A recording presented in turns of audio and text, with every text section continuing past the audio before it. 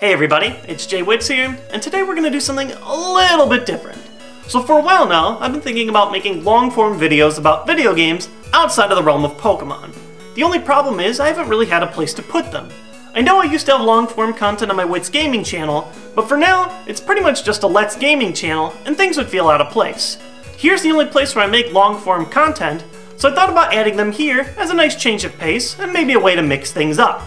I know this might seem a little radical, and I definitely would appreciate your guys' feedback as to whether you'd like more or less of this kind of stuff, but I'd definitely like to try it, and no fear, this channel will always be predominantly a Pokemon channel.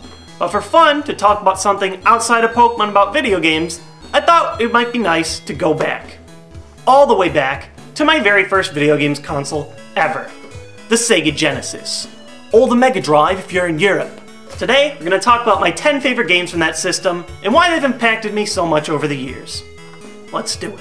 First, let's start off with some honorable mentions. In keeping this list at a top 10, I decided to make some close calls and personal rules. For the most part, I decided not to include any game that was simultaneously released for another platform, or something that came from the arcades. Because of this, games like Mortal Kombat and NBA Jam didn't make my cut. There's also a few I really like, but they just weren't good enough to make my top 10. Such as the Desert Strike series, the Golden Axe series, and the great Disney Lion King and Aladdin games. But for now, let's cut to the chase. Here's my top 10 personal favorite Sega Genesis games. Number 10. Ecco the Dolphin. Ecco the Dolphin is such an interesting beast. Not Ecco himself, he's just a dolphin, but the games themselves. It's one of those games that's hard to classify. Usually we just lump it under the phrase action-adventure. Ecco is an interesting game in that it blends some of the most calming atmospheric elements found in a Genesis game with some of the hardest twitch reaction puzzles you'll find anywhere. Being a dolphin doesn't sound that fun at face value, but there's a ton of cool stuff you can do, including using sonar, swimming at high speeds, and doing flips through the air. Oh yeah, and there's aliens. Deceptively hard, but always entertaining, the first Ecco the Dolphin is a classic worth trying out. Number 9. Comix Zone. Comix Zone is built under a great aesthetic that I can't believe hadn't been tackled by someone else to the same scale. It's essentially a game that's played within a comic book. In the story, Skitch Turner the comic artist and his comics villain, Mortis, switch places, turning the tables on the artist as he's forced to fight against Mortis's drawn creations. It's a beautiful game that keeps the comic direction well, all with dialogue coming through bubbles, and each screen fought across separate panels. The game also plays a unique role with the paper medium, allowing you to break through certain panels, take alternate paths, or even fold a paper airplane weapon from the comic material itself. The only drawback to Comix Zone, aside from the fact that it was released in 1995, right before the big boon of the 64-bit era, is that it's criminally hard with one life and no continues. But if you're looking for a different kind of beat-em-up that just looks awesome, Comix Zone is the game for you. Number 8. X-Men 2: The Clone Wars. Speaking of comics comes my favorite comic book adaptation of the Genesis, X-Men 2: The Clone Wars. This game is the only I can ever think of in the modern era of games that simply starts off as soon as you turn the console on. The worst part is that you get a random mutant, so if you start with the Beast, probably my least favorite, you're kinda screwed. But once you beat the first level, things get a lot better and the awesome begins. You're given a solid set of characters to choose from, including Cyclops, Wolverine, Nightcrawler, Gambit, and Psylocke. And even Magneto is one of the most awesome character additions mid-game. The best part is that the game does a lot to balance characters. Some can double jump, some can wall crawl, some can heal when at low health, and some can hover, creating a different playstyle that, for the most part, is fair no matter who you play as. My personal favorite is Nightcrawler for his teleportation tricks, but I highly encourage this game, if only to find out which mutant you identify with the strongest. Controls are slick, gameplay is challenging, and the graphics are crisp. It's co-op too, making it a must-play with friends if you're on a nostalgic comic book trip. Number 7. Earthworm Jim. Earthworm Jim represents one of the best aspects of the 90s. As long as you had good gameplay, you could make a game about anything you wanted to, really. Even with a normal Earthworm that gains superpowers by merging with a high-power spacesuit. Equipped with a machine gun and the ability to use your worm head as a whip, Earthworm Jim's a solid game that elevates itself through fantastic animation and comedy through absurdity. Let me just put it this way. Your main enemy is called Queen Slug for a Butt. And this is her full name. You will launch cows, fight the easiest boss of all time, and attempt to rescue the Princess What's-Her-Name. What's her name? What's her name? What's her name is her name. It's clever, fun, and even spawned a TV series that ran 2 seasons. But for the love of God, don't ever play the Nintendo 64 version. Number 6. Pirates Gold. Pirates was a very hard game for me to place. In terms of sentimental value and how it changed the way I look at video games, Pirates Gold could have easily made the top of this list. However, since the game hasn't aged the best, and has ultimately been replaced, it finds itself here in the middle. Pirates Gold is a 16-bit update for Sid Meier's Pirates, a 1987 classic. The game allows you to set a period of time and nationality, and then the rest of the adventure is up to you. For me, this game became less about any kind of win condition, and more about the different kinds of adventures you'll have with your crew.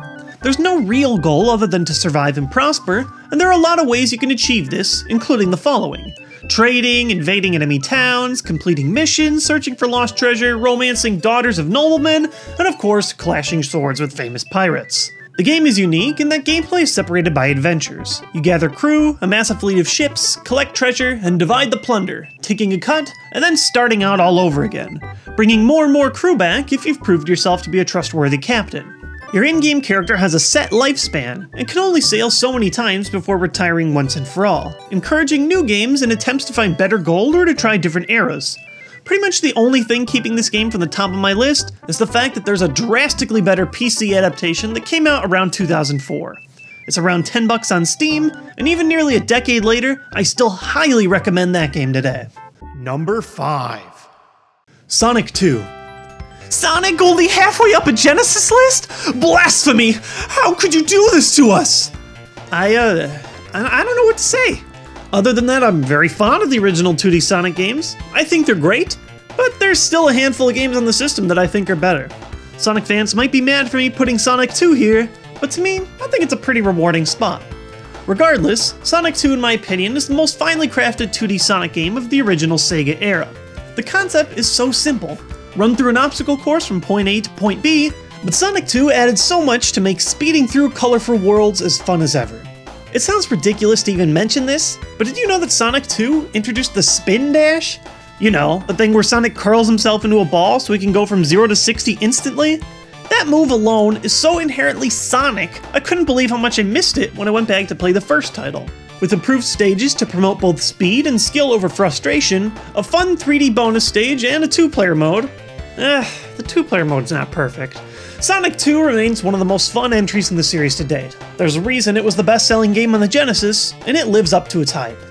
Number 4. Streets of Rage 2. My love for Streets of Rage is a guilty one, because the series is such a big ripoff of Capcom's Final Fight series that it isn't even funny. But to be completely honest, between all the Final Fights and all the Streets of Rages, I like Streets of Rage 2 more than every option by a long shot. Combat is so fluid and fast that it makes the first Streets of Rage almost unplayable, and every character is as fun as the last, from Axel's fists, to Blaze's kicks, to Max's grappling, to Skate's, that thing. It's a beat 'em up at its finest, with tons of weapons to use, creative level design, and memorable boss fights. And to wrap it all up, you have one of the best soundtracks the Genesis has to offer in Yuzo Koshiro's score, which in my opinion is the best 16-bit techno soundtrack, period. Streets of Rage 2. Beating up everything you see already sounded like a ton of fun, but they really perfected it with this one.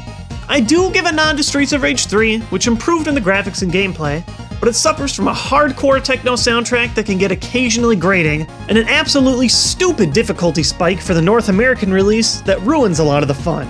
Number 3. Shinobi 3. People seem to have very different ideas of what it means to be a shinobi.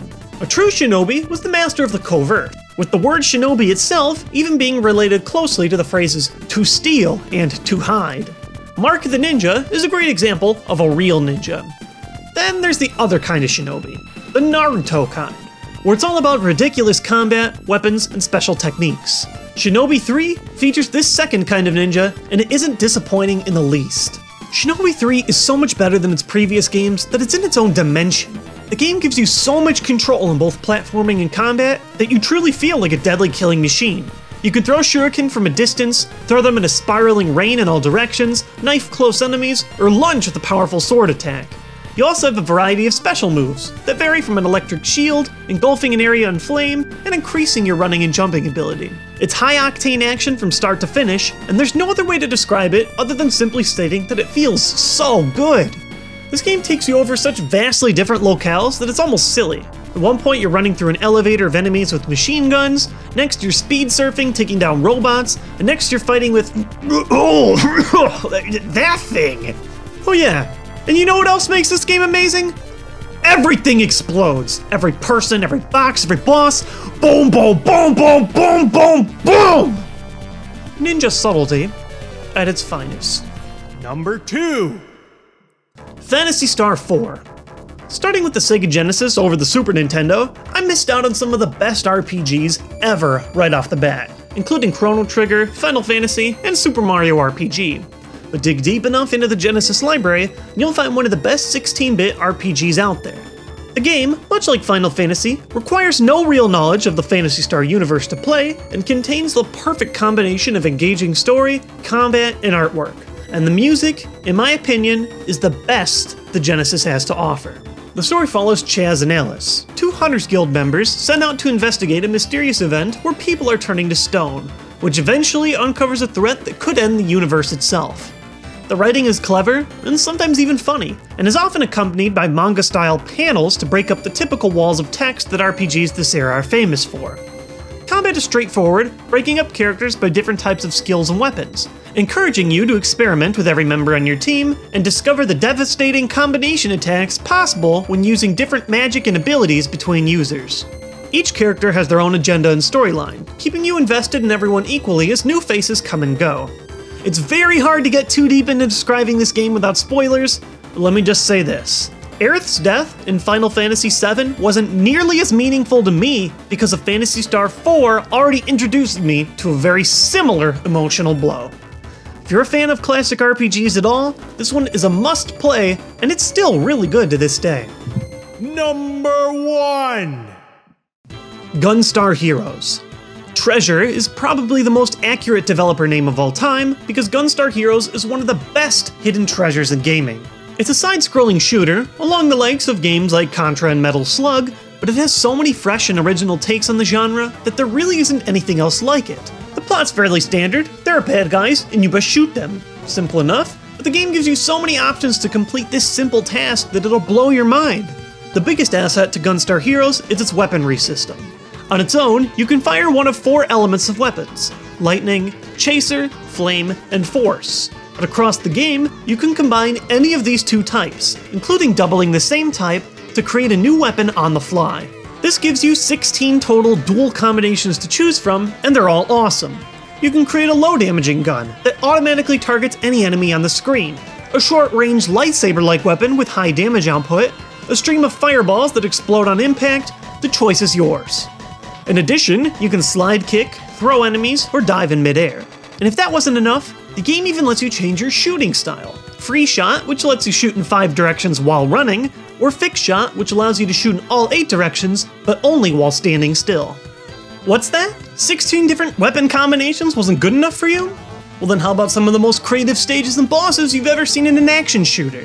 The game gives you a sort of Mega Man-like choice of the game's first 4 stages, allowing you to pick the order that suits you best. After each completed stage, your maximum health increases by 20, encouraging you to take on the toughest stage last.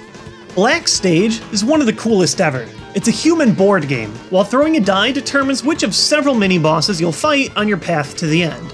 Black himself uses a die to determine which of his several elemental powers he'll use against you. Green Stage puts you on a fast-paced minecart, allowing you to change your gravity with magnets. The boss himself is an awesome Transformer-like enemy that transforms into 7 different attack forms. That's not even the final boss! Just a regular boss that's too cool for words. And then there's like levels where you're in a spaceship. Colors, explosions, options, co-op, perfection. I also still recommend the game's pseudo-sequel, Gunstar Superheroes for the Game Boy Advance, which added some special attacks and multiple endings, but it did bum me out by removing the awesomeness that is weapon combinations. But the original Gunstar Heroes remains locked in my list as my favorite Sega Genesis game and one of my favorite games, period.